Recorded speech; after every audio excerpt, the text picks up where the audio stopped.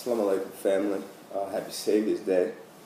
This video is about vaccines. It's in response to a sister's question or inquiry about vaccination. Actually, one of my friends from college is having a child, so congratulations on that.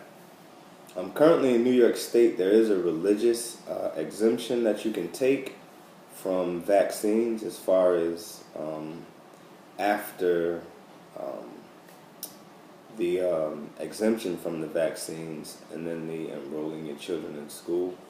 I'll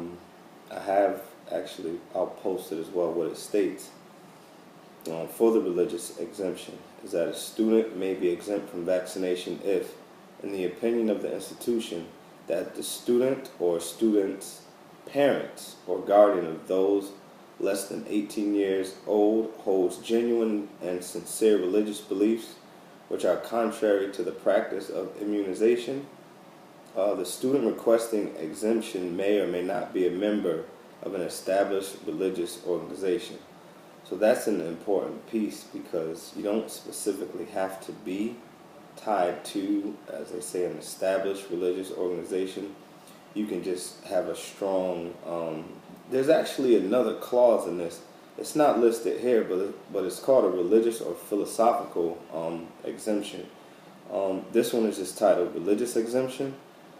But if you have a strong enough belief that you do not desire to be vaccinated or your child to be vaccinated, you can file for that exemption as well. And all it states is that requests for exemptions must be written and signed by the student if 18 years of age or older, or parents or guardian if under the age of 18, And then it says the institution may require supporting documents. So that's the interesting part.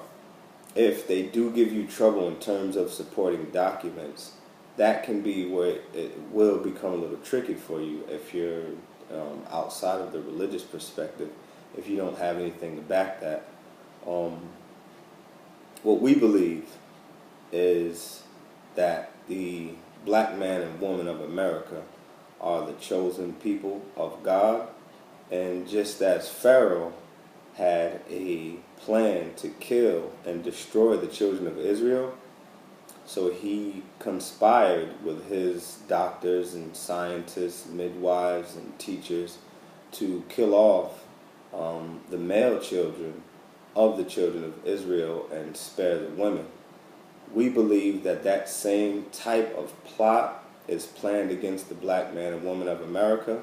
So we have, more than enough documented information to correlate the conditions that the children of Israel were under and the exact conditions that we are under here in America. And there is, as many of you may know, there's supporting information about all the complications that vaccines have caused. And if you take the time to just, if you're under the the religious view or even the philosophical view, if you just take the time to study that passage in the Old Testament of Pharaoh and the children of Israel, and you look at the different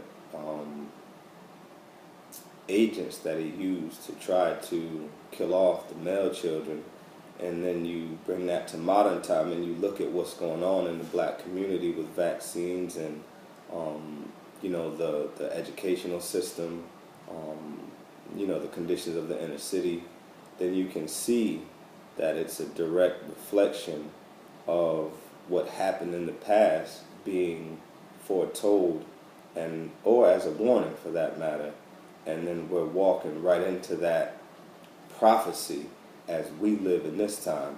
So we believe that this government has a specific plan to destroy black lives, specifically the black male, and we believe that one of the ways that they do that is through vaccination. So for you to use the religious exemption, you just have to know where you fit, where you are in terms of the scripture, and that's more than enough supporting documentation that will grant you your religious exemption from vaccines. But yeah, this is for us all. Like I said, this is New York State. I'm not sure if other states have the same requirements. I just went to our New York State Health.gov website. I promised to do this a while ago, but I didn't have the mind to do it at that time. And but you may be able to check with your state, the health department, if they have a website. You can check to see what the religious or philosophical exemptions are, and then you can take the necessary precautions. What I will say though is if you do not